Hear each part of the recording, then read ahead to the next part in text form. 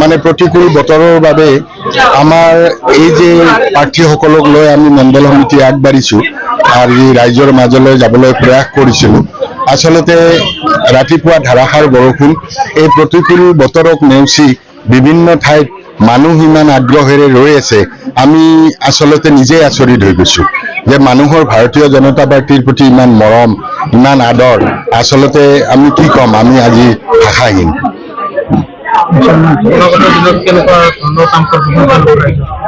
না, অলৰেডিতো সংখ্যালঘু ৰাইজৰ যথেষ্ট কাম হৈছে। আজি সংখ্যালঘু ৰাইজৰ যিবিলাক মানে আমাৰ অঞ্চল আছে, যিবিলাক কিছুমান মাদ্ৰাছা আছে, কিছুমান মছজিদ আছে আৰু কিছুমান স্থানীয় অনুষ্ঠান আছে, এইবিলাকত অলৰেডি আমাৰ কাম ভাৰতীয় জনতা পাৰ্টীৰ নেতৃত্বাধীন চৰকাৰে যোৱা পঞ্চায়তৰ যিখন চৰকাৰ আছিল, এই চৰকাৰে কাম কৰিবলৈ বাকী এৰা নাই আৰু তাৰ প্ৰতিফল আচলতে আজি এইটো দেখিবলৈ আমি পাইছোঁ। ৩৯ নম্বৰ কৈঠালকুছি জোৱাৰডি পঞ্চায়তত আমাৰ আঞ্চলিক সদস্য জুনুমণি হালৈ ডাঙৰীয়ানী বিনা প্ৰতিদ্বন্দ্বিতাই নিৰ্বাচিত হৈছে। লগতে আমাৰ পঞ্চায়তসমূহৰ যি ৱাৰ্ড সদস্য, এই ৱাৰ্ড সদস্য 10 গৰাকী ইতিমধ্যে আমাৰ ৱাৰ্ড সদস্য বিনা প্ৰতিদ্বন্দ্বিতাৰে নিৰ্বাচিত হৈছে। এইখন পঞ্চায়তৰ পৰাও আমাৰ 3 গৰাকী ৱাৰ্ড সদস্য নিৰ্বাচিত হৈছে। আমাৰ কঁঠালবাৰী বৰজাৰ যিখন পঞ্চায়ত মানে 40 নম্বৰ, সেইখনৰ পৰা 2টা বিনা প্ৰতিদ্বন্দ্বিতাৰে নিৰ্বাচিত হৈছে। 38 নম্বৰ কৈঠালকুছি জোৱাৰডি যিখন পঞ্চায়ত, তাৰ পৰা 3টা হৈছে আৰু 21 নম্বৰ উপিয়াবাথান গাঁও পঞ্চায়ত, তাৰ পৰা 2টা হৈছে। আমাৰ 10 গৰাকী ৱাৰ্ড সদস্য আৰু 1 গৰাকী আঞ্চলিক সদস্য আমাৰ বিনা প্ৰতিদ্বন্দ্বিতাৰে নিৰ্বাচিত হৈছে। যিটো আমি দেখিছোঁ সকলো ক্ষেত্ৰতে সংখ্যালঘু ৰাইজে আগভাগ লৈ পেলাই ওলাই আহিছে, এইটো এটা ভাল লক্ষণ। তেওঁলোকে বুজি উঠিছে যে ইমান বছৰে আমাক যিয়ে প্ৰতাৰিত কৰিলে, এই প্ৰতাৰিত কৰাসকলক শিক্ষা দিবলৈ আজি সকলো সংখ্যালঘু ৰাইজে ওলাই আহিছে। নিশ্চিতভাৱে আমাৰ ইয়াৰ ৱাৰ্ড সদস্যৰ পৰা আৰম্ভ কৰি আমাৰ জিলা পৰিষদৰ সদস্য, আমাৰ কাউন্সিলাৰ, এপি মেম্বাৰ সকলো এটা ভাল ভোটত ইয়াৰ পৰা ভাল ভোট লাভ কৰিব আৰু আমাৰ বিজয় প্ৰায় নিশ্চিত বুলি ৰাইজে প্ৰকাশ কৰিছে।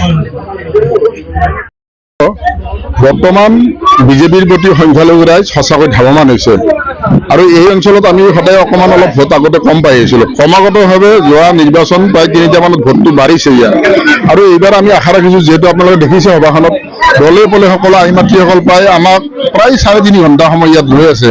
আমাৰ আজি কেইবাখনো সভা আছিল। আমাৰ মাননীয় মণ্ডল সভাপতি ভাস্কৰ শৰ্মা ডাঙৰীয়া আছে, আমাৰ আঞ্চলিক পঞ্চায়তৰ কেণ্ডিডেট দিবেন বৰ্মন ডাঙৰীয়া আছে আৰু আমাৰ মণ্ডল সমিতিখন গোটেই আছে।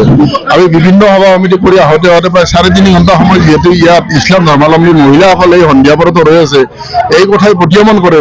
ইয়াত বহুতো 5 ঘণ্টা নামাজ পঢ়া মানুহ ইয়াত আপোনালোকে দেখা পাইছে, টুপি মাৰি ইয়াত বহু কেইজন মানুহ আছে, এওঁলোকো নামাজ পঢ়া মানুহ। এইসকল বয়োজ্যেষ্ঠ নাগৰিক যেতিয়া ইয়াত আছে, সংখ্যালঘু ৰাইজৰ যে আমি এইবাৰ সমৰ্থন পাম পঞ্চায়ত নিৰ্বাচনত, ই ধৰো অকল সংখ্যা লঘুৰে নহয়, সংখ্যা গুৰুৰো আমাৰ আশীৰ্বাদ আছে আৰু পঞ্চায়তত আমি জিকাটো 100% নিশ্চিত। আমি কিমান ভোটত জিকিব পাৰোঁ ৰাইজে সেই কথা কৈ আছে।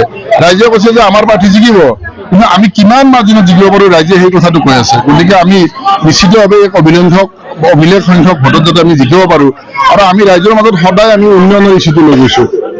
বিজেপিক এটা দিনত সাম্প্ৰদায়িক দল বুলি কংগ্ৰেছে প্ৰচাৰ কৰিছিল, আমাৰ মুছলমান ৰাইজৰ ঐক্যতাৰ সেইটো সেনেকৈ ভাবি আছিল।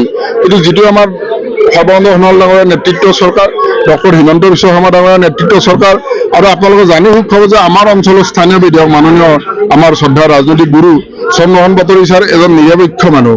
তেওঁৰ না মনত হিন্দু আছে নে মুছলমান আছে, গতিকে তেওঁৰ যিটো ছাতি, মজবুত ছাতি, এই মজবুত ছাতিৰ তলত আমাৰ ধৰ্মপুৰ সমষ্টি আগৰ এতিয়া 40 নং বিধানসভা সমষ্টিৰ সকলোৱে আশ্ৰিত অনুভৱ কৰে, ইয়াত সুৰক্ষিত অনুভৱ কৰে।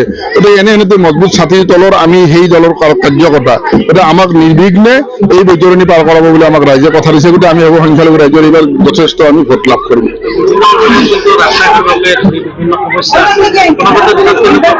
কংগ্ৰেছে যদি স্বাধীনতাৰ পিছত নেহৰু গান্ধীৰ যিখন চৰকাৰ, সিদিনা মনমোহন সিং, ডক্টৰ মনমোহন সিং মানে ডাঙৰীয়া চৰকাৰলৈকে এইসমূহ যদি কৰিলেহেঁতেন নহয়, আজিতো আমি সোণৰ পথ, ৰূপাৰ পথ আমি কৰিব পাৰিলো হয়। তেওঁলোকে নকৰিলে। গতিকে এতিয়া আমাৰ বিজেপিয়ে অসমত আমাৰ এতিয়া দ্বিতীয় চৰকাৰ চলি আছে, দ্বিতীয় কাৰ্যকাল। গতিকে সময় অকণমান লাগিব, ক'ৰবাত 2টা ৰৈ গৈছে, কিন্তু প্ৰায় প্ৰধান যিবোৰ বাট পথ, দলং বা আমাৰ হস্পিটেল, আমাৰ এইসমূহৰ কাৰ্য আমাৰ ধুনীয়াকৈ হৈছে। MSDB আণ্ডাৰত ধুনীয়াকৈ ইয়াত 10 লাখ টকীয়া লেট্ৰিন হৈছে, ইয়াত এডুকেশ্যন ক্লাছৰুম হৈছে, ছায়েন্স লেবৰেটৰী হৈছে। গতিকে মুছলমান ৰাইজক আমাৰ ধৰি লওক মুছলিম উন্নয়ন পৰিষদ কৰি 100 কোটি টকা বছৰেকত দিয়ে। অকাপদৰ ভূমি, বেদলিখিত ভূমি বা ইয়াৰ সা সম্পত্তিসমূহ ধুনীয়াকৈ মুছলমান সমাজত আকৌ মফচিলত যিবোৰ অনুষ্ঠান সেইবোৰত তাৰ প্ৰকৃত ইনকামটো ভগাই দিয়াৰ কথা চিন্তা কৰিছে। হজত আজি ছাবচিডি দিছে। বাটপথ উন্নয়ন আছে। বিজেপিৰ ইছ্যুৱে হ'ল উন্নয়ন। বিজেপিয়ে আজিৰ তাৰিখত কংগ্ৰেছক গালি পৰাৰ কথাটো নাই। আমি কংগ্ৰেছক গালিও পৰা নাই। কেৱল আমি কি কৰিলো, মেহনতি জনগণক আমি কিমান পৰ্যায়লৈকে উন্নীতকৰণ কৰিলো, এই কথাটোকে আমি কওঁ। উন্নয়ন আৰু বিকাশৰ যাত্ৰা। আমাৰ মুখ্যমন্ত্ৰী ডাঙৰীয়াই কৈছে যে উন্নয়ন আৰু বিকাশৰ গংগাৰ যাত্ৰা। গতিকে উন্নয়ন আৰু বিকাশৰ যাত্ৰাক লৈ আমি ৰাইজৰ মাজত আহিছো। গতিকে উন্নয়ন আৰু বিকাশৰ লগত থাকিম বুলি কৈছে।